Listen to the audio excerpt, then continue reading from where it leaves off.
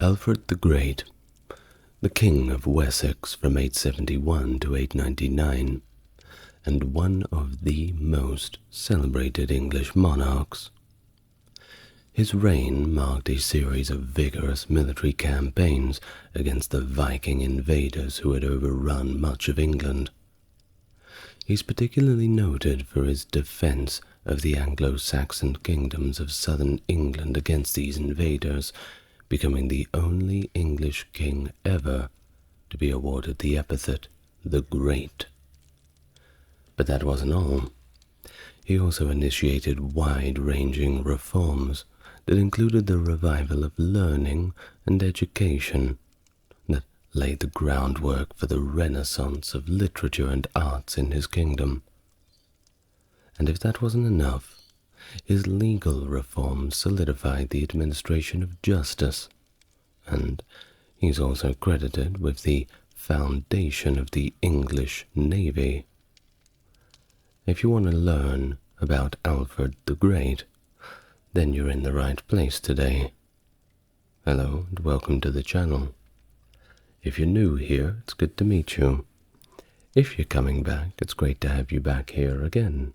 As always, if you like what I do and would like to support the channel and keep me going, link to the Patreon is in the description. Otherwise, let YouTube know that you want more people to see the video and enjoy the content by liking, subscribing, and perhaps leaving your comments down below. Now, with all that out of the way, I'd like you to get yourself relaxed, and we're going to begin our full biography of Alfred the Great. Let's start by tracing his family lineage. Alfred the Great's grandfather, Egbert, ascended to the throne of Wessex in 802, establishing what seemed an unlikely dynasty, given the turbulent history of West Saxon succession. Prior to Egbert, for 2 centuries, the throne had seen a kind of revolving door of different families, none of them really having any direct father-to-son succession. Egbert, who traced his paternal lineage to Cerdic, the founder of the dynasty, was considered an aetheling. That's the word for someone eligible to be king. His reign marked a turning point, because after him, being a descendant of Cerdic alone was insufficient to claim aetheling status. Well, under Egbert's rule, Wessex got stronger and rose to prominence, notably after his defensive victory against Mercia at the Battle of Edington in 825, which effectively ended Mercian dominance in southern England. This victory led to an alliance between Wessex and Mercia, crucial for future defenses against the Viking incursions, which at this time were becoming more of a problem than internal issues. Egbert's influence expanded as he took control over Kent, Essex, Surrey, and Sussex, leading him to appoint his son Aethelwulf as the King of Kent. Now on to this Viking threat, which became more pronounced during Egbert's reign, culminating in various battles, including a notable victory at Hingston Down in 838 against a combined force of Cornishmen and Vikings, which solidified Egbert's control over Cornwall. Well, upon Egbert's death in 839, his son Aethelwulf ascended to the throne, continuing his father's policies, and of course facing ongoing Viking challenges. Aethelwulf's reign saw significant military engagements also, including the notable Battle of Aclear in 851, where he and his son Aethelwald inflicted a massive defeat on the Vikings. The transition of power from Aethelwulf to his sons was quite smooth, with his territories divided among them, ensuring a continuation of his lineage and policies. Aethelbald and Aethelbert, his sons, successively ruled Wessex and Kent, eventually uniting them under a single crown. So that's the background.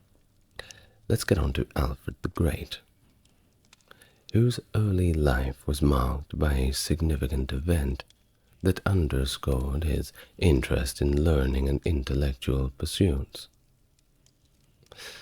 A Welsh monk, Acer, and Alfred's contemporary biographer, records an anecdote from Alfred's childhood, where he won a book of English poetry.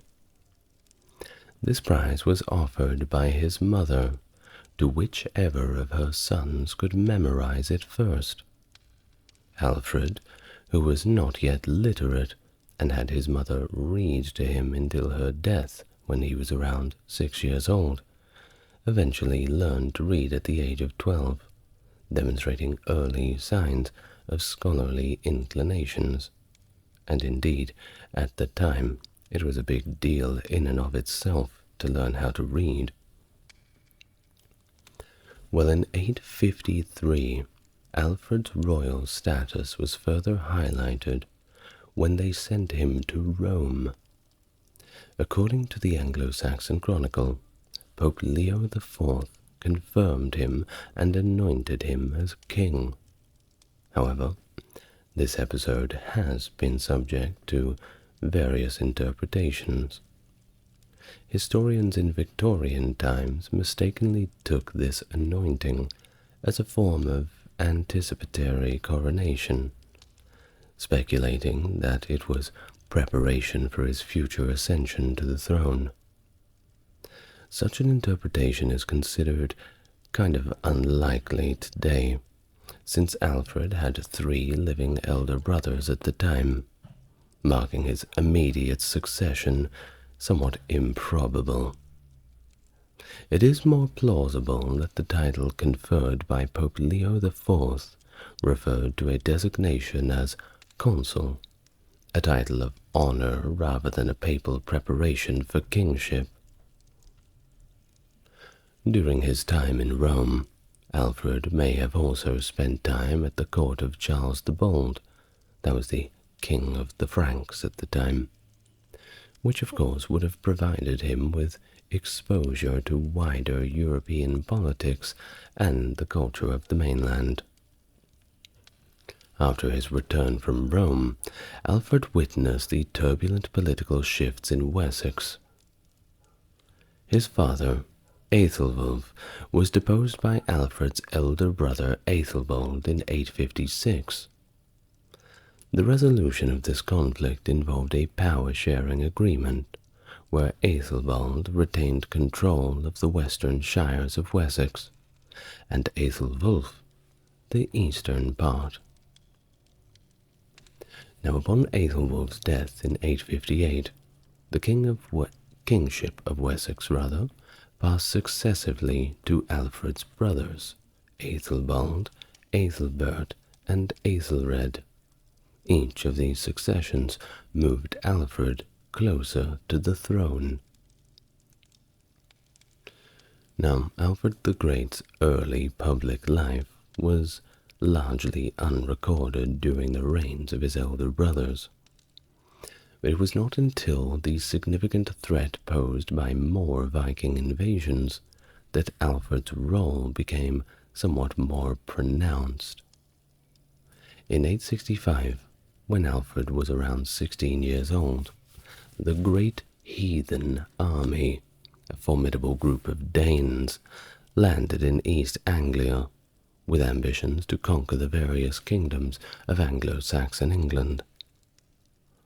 It was this period that marked the beginning of Alfred's formal public involvement in royal affairs, coinciding with the accession of his brother Aethelred, who wasn't much older.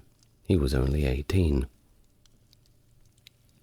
During the reign of Aethelred, Bishop Acer bestowed upon Alfred the title of secundarius. This title suggested a role akin to that of a tanist, a recognized heir apparent who was closely associated with the king, ready to assume leadership if the time was necessary. This was particularly important given how volatile and dangerous things were getting, where the risk of a king falling in the heat of battle was ever more of a threat. Such arrangements were not uncommon among Germanic peoples, reflecting a tradition of establishing clear lines of succession to prevent disputes and ensure continuity of leadership during periods of crisis. By 868, the Viking threat had escalated significantly, leading Alfred to go out and fight alongside Aethelred in an unsuccessful attempt to prevent the Danes, led by Ivar the Boneless, from invading the neighboring kingdom of Mercia. This period was marked by frequent and fierce conflicts with the Danes, who advanced into Alfred's homeland at the end of 870.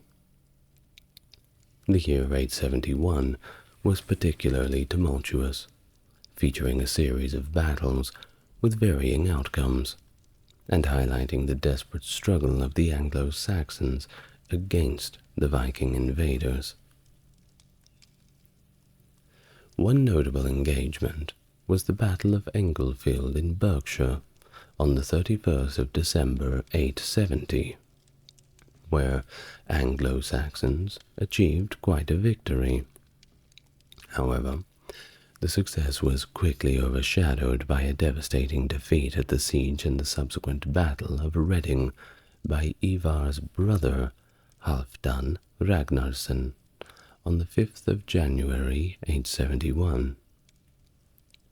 Despite these setbacks, the Anglo-Saxons managed a victory at the Battle of Ashdown shortly thereafter.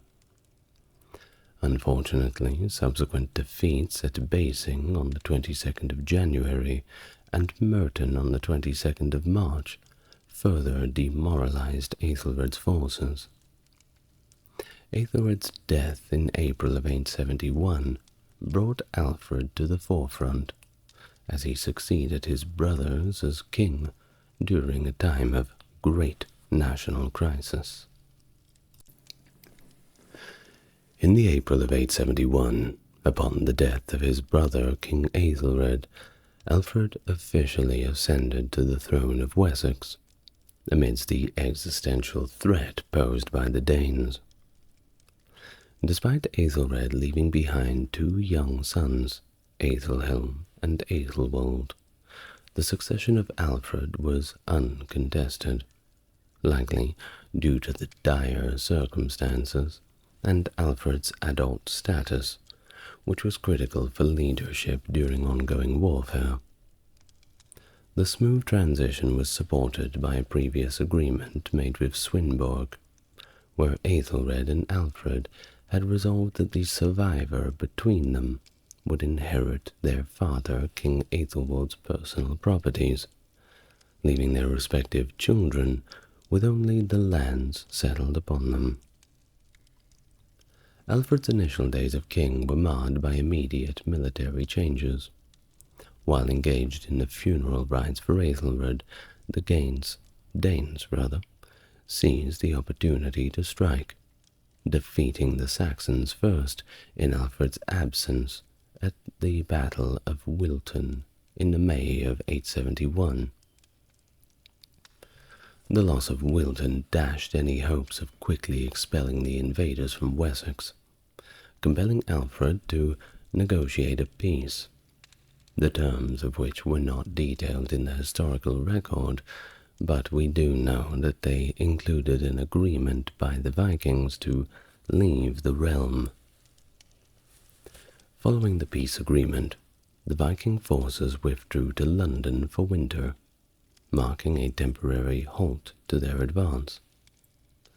Historical evidence suggests that Alfred likely had to pay a substantial amount of silver to persuade the Vikings to retreat, a common practice of the time, as evidenced by similar actions in Mercia the following year.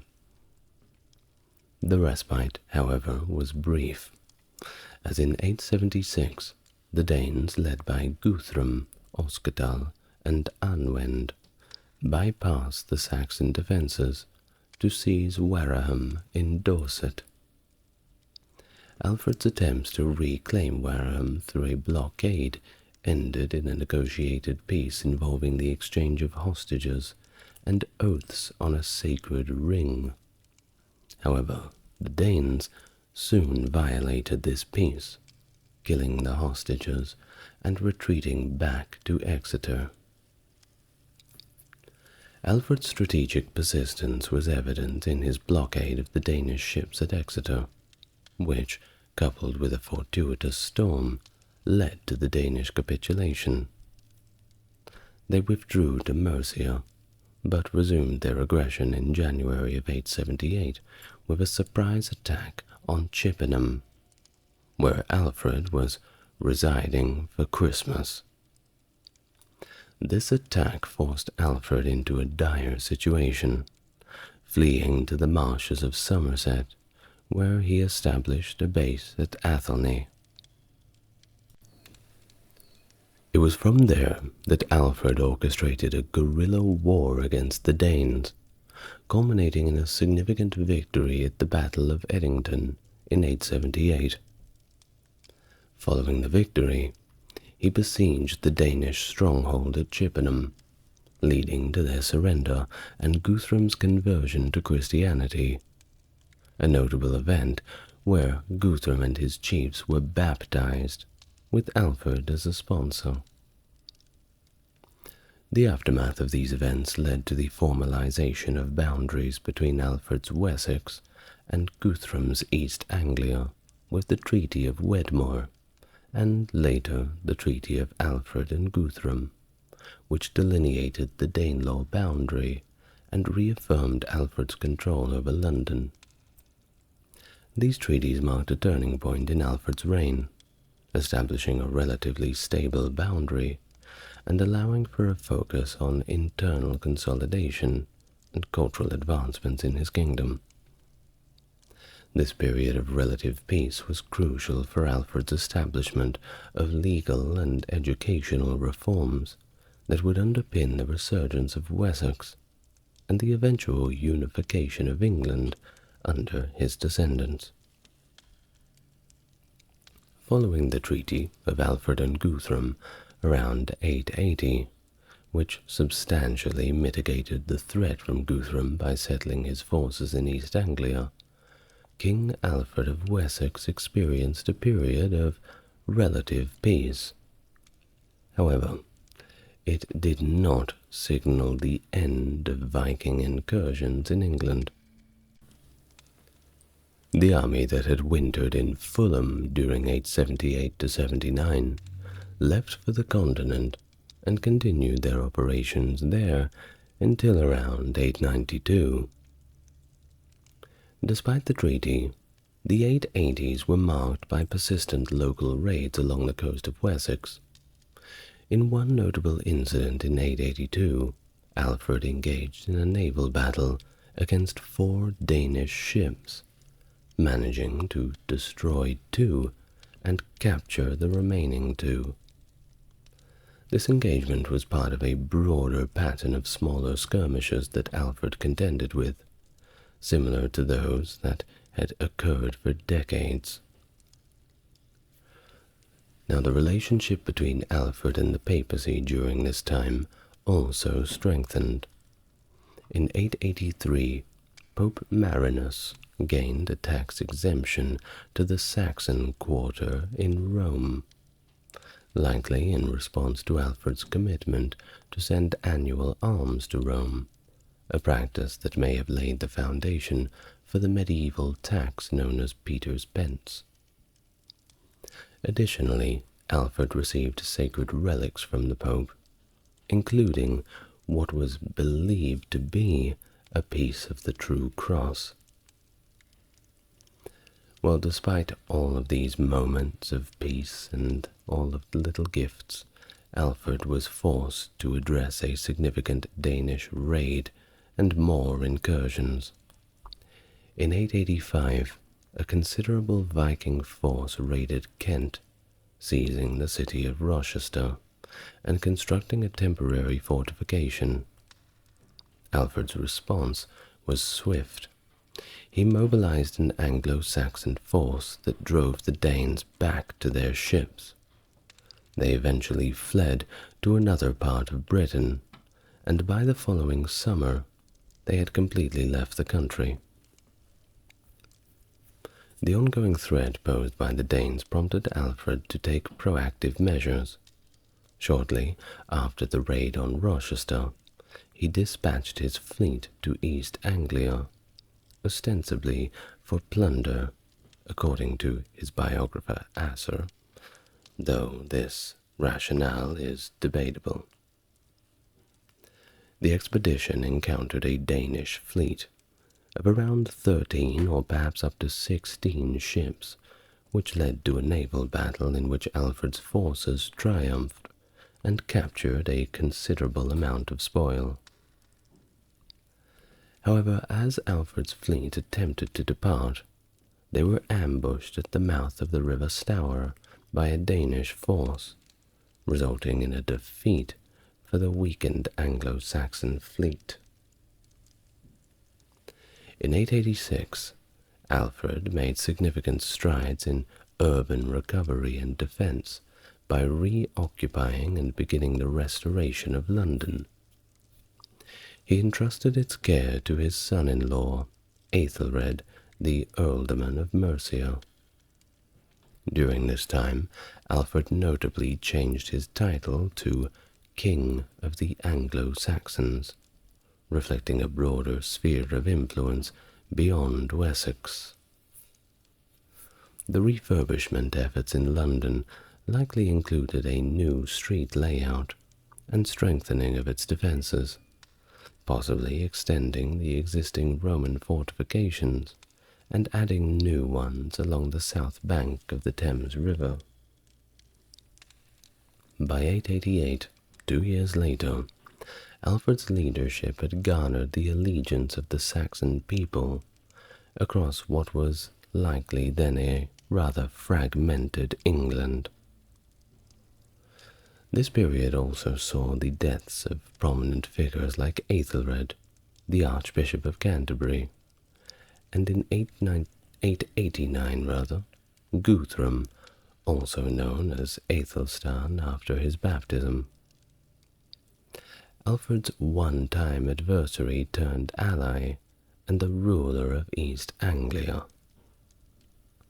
Guthrum's death created a power vacuum that attracted new contenders for control, and of course altered the politics of the region.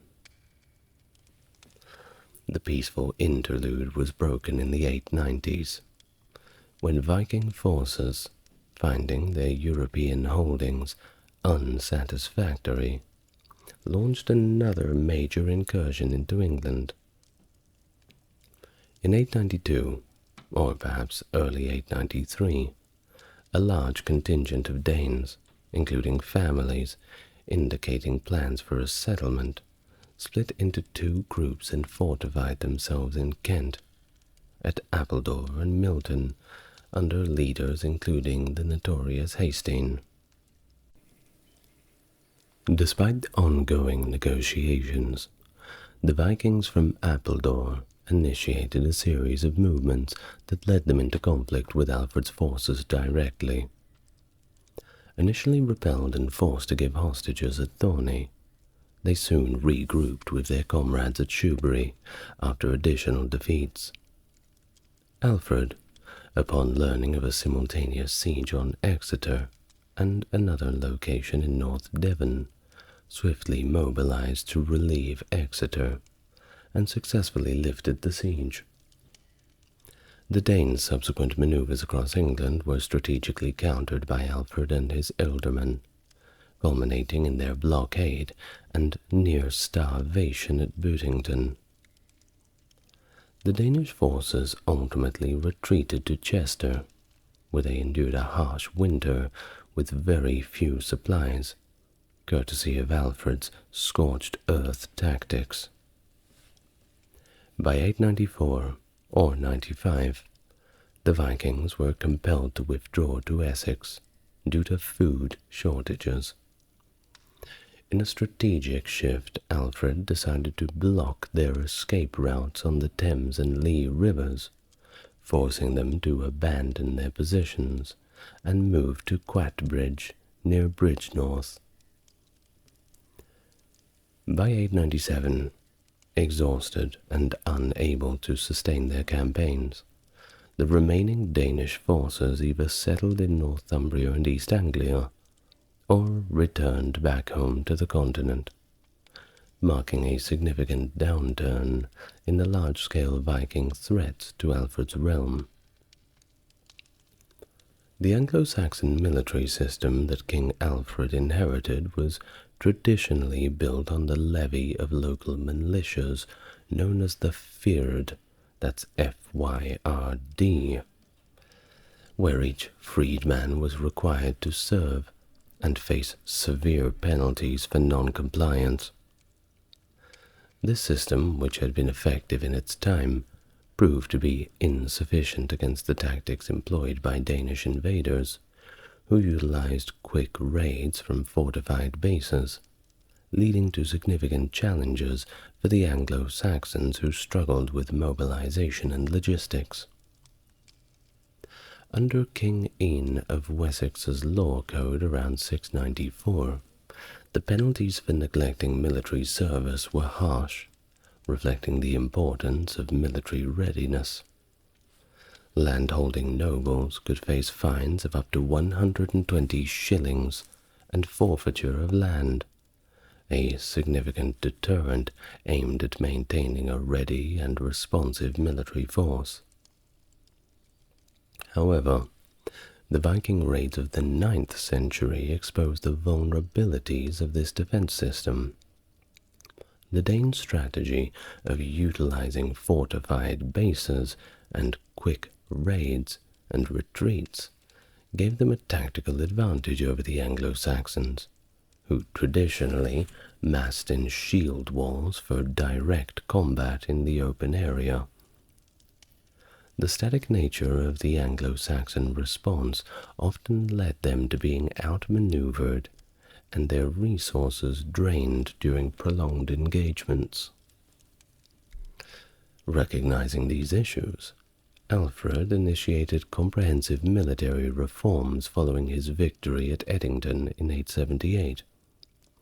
Inspired possibly by his observations of Carolingian strategies against similar threats and the existing fortification systems in Mercia, Alfred implemented a more centralized approach to defense and military readiness. This included the development of a network of burhs, that's a word for fortified town, and the reorganization of the Fyrd into a more mobile and standing army that could respond more swiftly to threats. Additionally, Alfred established a small naval fleet to better secure the waterways and coasts against the Viking fleets. Alfred also reformed the administrative and taxation systems to support these military reforms. The Trinota Necessitas required landholders to fulfill military service, participate in fortress work, and maintain bridges, essential duties that supported both defense and also infrastructure. The Hide, a land measurement unit representing the land needed to support a family, became the basis for assessing these obligations. Landowners were thus conscripted into military service based on the size of their holdings, ensuring a reliable source of manpower for the king's campaigns. Alfred's military reforms included the establishment of a network of fortified sites known as burhs. These were situated approximately 30 kilometers apart in strategic locations, allowing forces to respond quickly to any attack within a day's march. The Burgal Hittich, a contemporary document, details these defenses, specifying the number of men required for each burh's maintenance based on its size, a system that reflected a sophisticated approach to logistical planning in military defense. The burhs themselves, of course, varied significantly in form and size, from refurbished Roman towns like Winchester, enhanced with additional fortifications, to newly built earthwork fortifications like Burtham. The larger fortifications could be quite substantial, as in Winchester, while smaller sites served more as lookout points or minor defensive positions. These fortifications were not isolated, but connected by a network of roads known as herepaths, designed for rapid military communication and deployment. The roads inhibited Viking movements and facilitated the quick assembly of forces from multiple burhs, complicating the raiders' ability to execute their hit-and-run tactics. The Vikings, who were accustomed to quick looting raids followed by retreats to their fortified camps, found it increasingly difficult to penetrate deep into Wessex without facing organized and sustained resistance. Alfred's innovations extended to naval warfare also. Recognizing the importance of naval power in countering Viking threats, Alfred commissioned a fleet of ships that were significantly larger and better designed for combat than the typical Viking vessels. These ships were intended to intercept Viking raiders before they could land, aiming to prevent raids altogether. However, despite their advanced design, Alfred's ships proved less maneuverable in the confined waters, where naval engagements typically occurred, illustrating the practical limitations of his naval innovation. In one notable naval engagement in 896, Alfred's fleet managed to trap several Viking ships at the river's mouth. The engagement highlighted both the strengths and weaknesses of Alfred's naval strategy.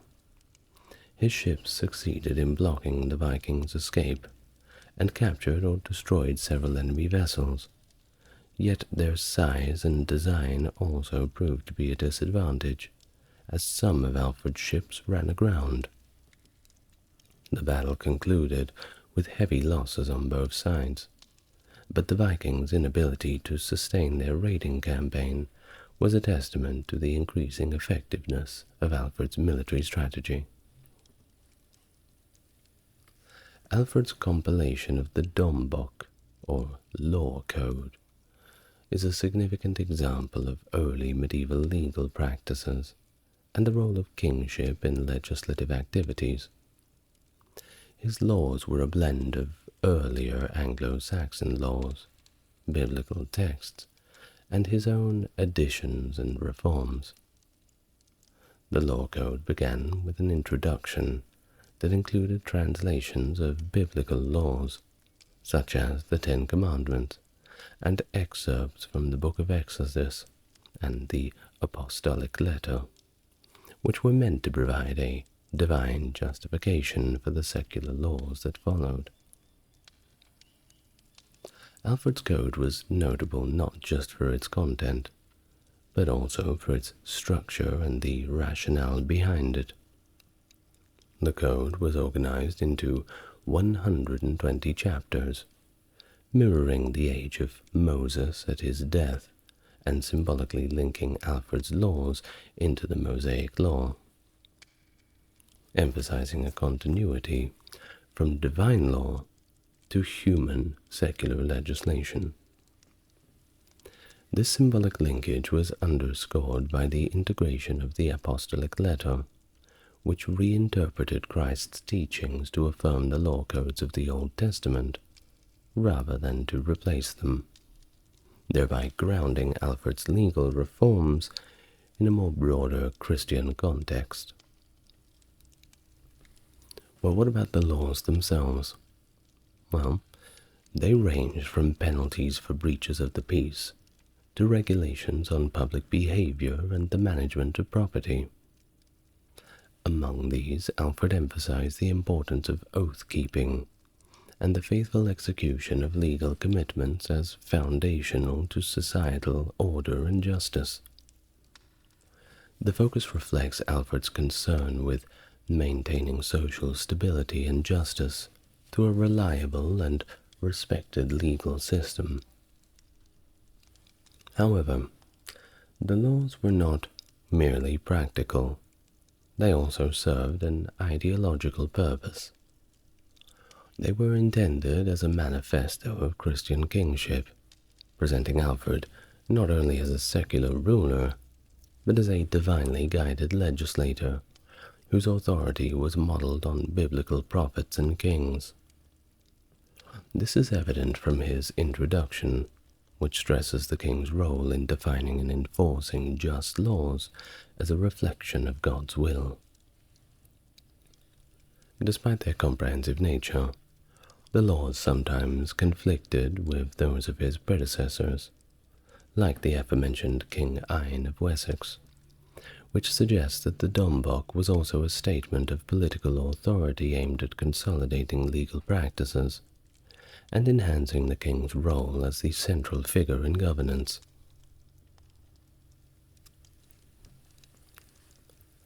Alfred's reforms extended beyond lawmaking into the realm of judicial administration.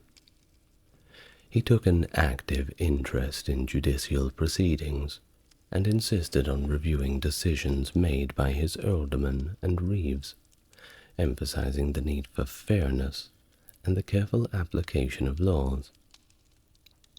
His insistence that judges be literate so that they could engage with the laws directly illustrates his unique commitment to a knowledgeable and effective judiciary.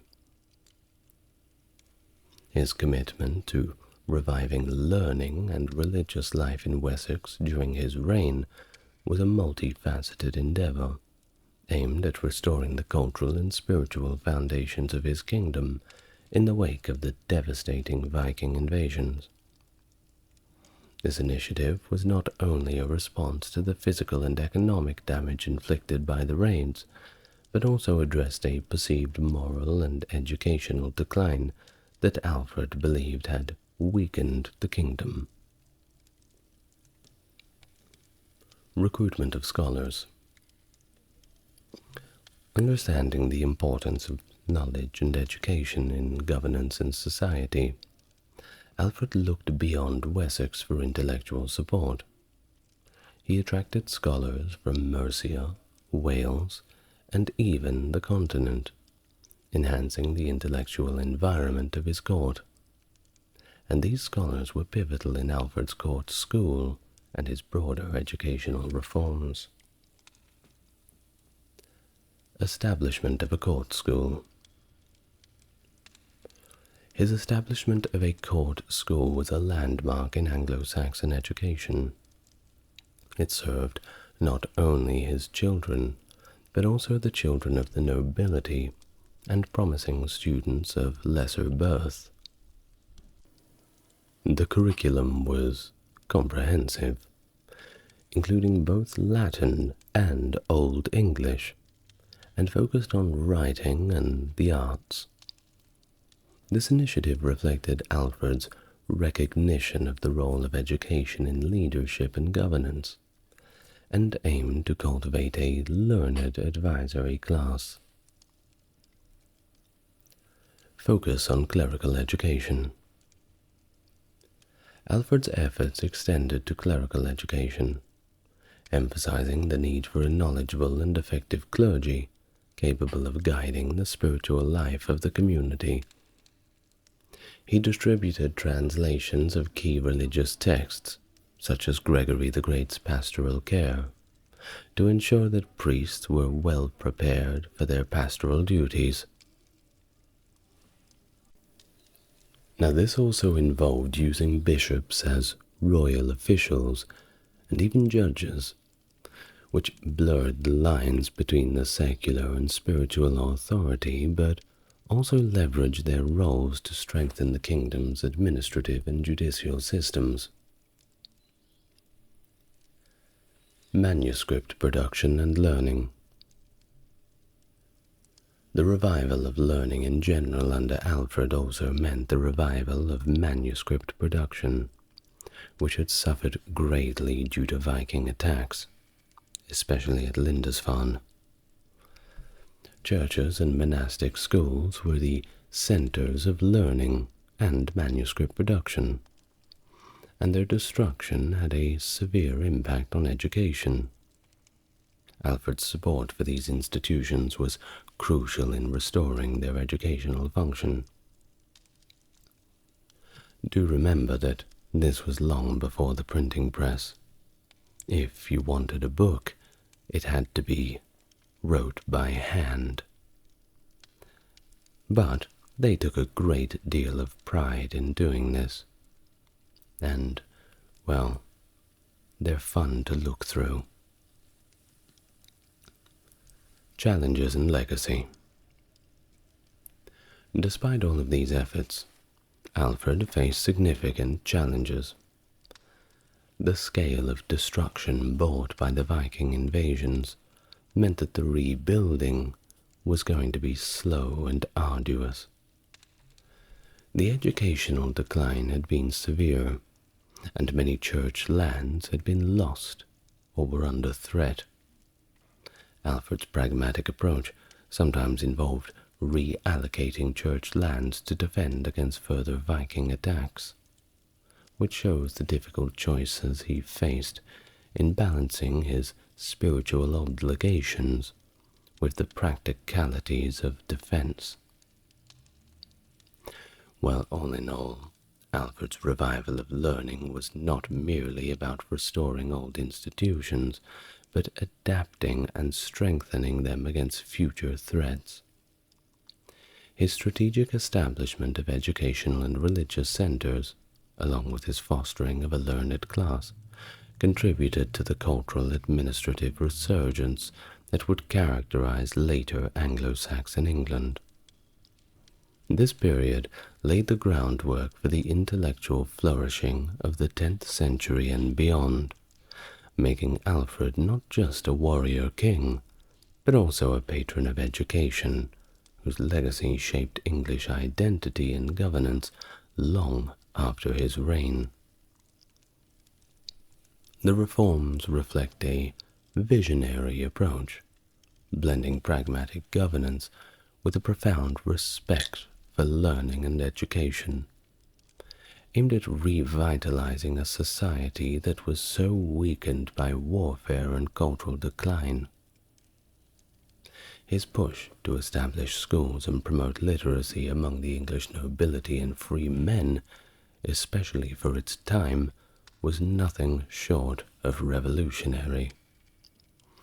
By advocating for primary education in English, Alfred made learning accessible to a broader segment of society, not just the ecclesiastical elite.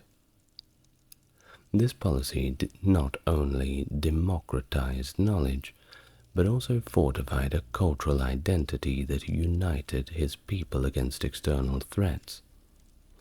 His focus on educating those in positions of authority, ensuring they could fulfill their roles with wisdom and justice, was particularly astute, linking the stability of his realm directly to the education of its leaders. Alfred's translation initiative, where he targeted essential texts for translation from Latin into English, was pivotal in preserving and extending knowledge. The works chosen, including philosophical and religious texts, were intended to provide moral guidance, but also practical wisdom to the people. This effort not only made significant knowledge accessible, but also helped in establishing a vernacular literature that would influence English culture for generations. The translations of these works, often termed Alfredian, if not directly penned by him, underscore his role as a patron of scholars and scholarship. His personal involvement in the translation of these works, like Gregory the Great's pastoral care, illustrates his personal commitment to the people's spiritual and moral welfare. This work in particular, circulated widely among bishops, was intended to enhance the care of pastors across Wessex, directly reflecting his policy of using spiritual authority to reinforce the stability of society. His translations are marked by an intent to clarify and adapt the original texts to reflect the local needs and modern realities, often incorporating his own interpretations and additions that align with his philosophic and kingly responsibilities. Thus, the lasting impact of Alfred's educational reforms is evident in the sustained production of literature and the maintenance of a learned culture in the centuries that followed.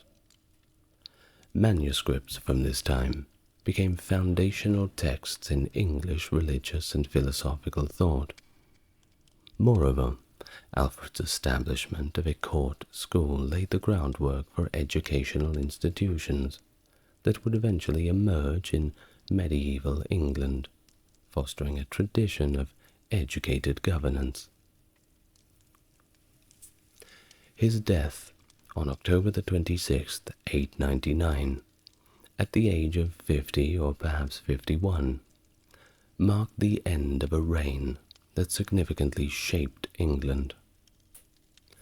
His death, attributed to a painful and chronic illness that modern doctors suspect may have been either Crohn's disease or hemorrhoids, highlights the human side of a king, often revered for his military and scholarly achievements, just as vulnerable as the rest of us.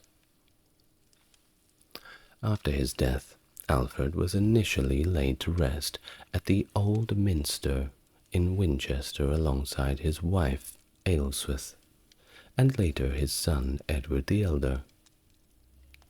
In life, he had planned for a more permanent family mausoleum, leading to the construction of the new minster in Winchester. His foresight for a family burial place shows his commitment to his own family and understanding of legacy, which was not just about kingship, but also establishing a familial dynasty. However, the turmoil of the subsequent centuries saw Alfred's remains, and those of his family, exhumed and moved multiple times. About 4 years after his death, as the new minster was completed, his and his family's bodies were relocated there.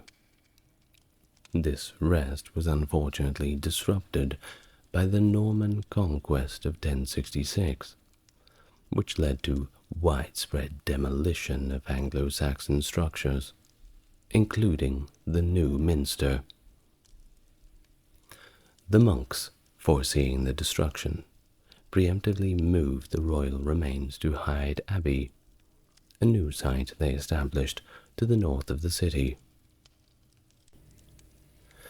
Hyde Abbey's fate was sealed during the dissolution of the monasteries under Henry VIII. In 1538, the abbey was demolished, and its materials repurposed for local construction, mirroring the fate of many religious sites at this period. The site was then used for agriculture until 1788, when it was earmarked for a new jail. During the preparation of the site for constructions, convicts unearthed numerous stone coffins, including those believed to belong to Alfred and his family. The discovery was overseen by Dr. Milner, who lamented the desecration in his writings, noting the disrespectful treatments of the remains and associated artifacts by convicts, who sold what they could for a quick profit. This was not, however, the final indignity for Alfred's remains. The jail built over his supposed resting place was demolished between 1846 and 1850. Subsequent archaeological investigations in 1866 and 1897 tried, unsuccessfully, to conclusively locate Alfred's remains. In 1866, an amateur antiquarian claimed to recover the bones from the site, which were buried by the vicar of St. Bartholomew's Church in an unmarked grave. Modern archaeological efforts in 1999 at the site of Hyde Abbey unearthed foundations and some bones, initially hoped to be Alfred's, but later proven not to be. In 2013, in the light of new interest sparked by the identification of Richard III's remains, the bones in the unmarked grave were exhumed and placed in secure storage for further analysis. However, radiocarbon dating revealed that they were from the 1300s, thus not Alfred's. In 2014, a pelvis bone found in the 1999 excavation was dated to Alfred's period, suggesting that it might belong to him or perhaps his son Edward, though this remains, to this point, unproven. Well, thank you very much for listening again. It's been a pleasure. And that was the life of Alfred the Great, a ruler who certainly deserves a lot more attention. Now, before we go, I'd like to thank my top-tier Patreon subscribers. That's Stark Factory, JC, Jeffrey, and Susan. Thank you very much for keeping the channel going. And if you would like to make a contribution, just look in the description and follow the links. Otherwise, once again, I hope you've enjoyed today's lecture, and I will see you in the next video. Good night, everyone.